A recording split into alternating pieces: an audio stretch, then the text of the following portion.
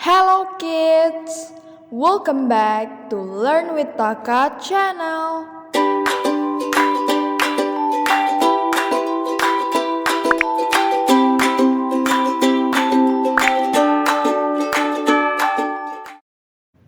Today, we are going to draw a pineapple.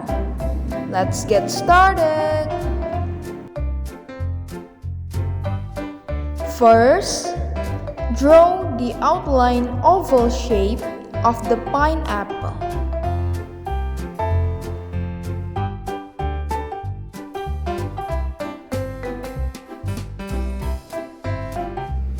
Next, add the crown to the top of the pineapple. Follow me.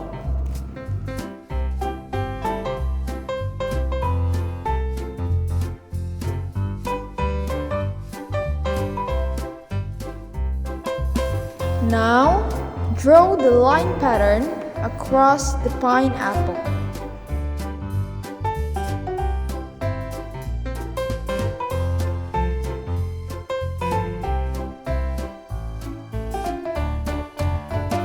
Next, draw the line pattern going in the opposite direction across the pineapple.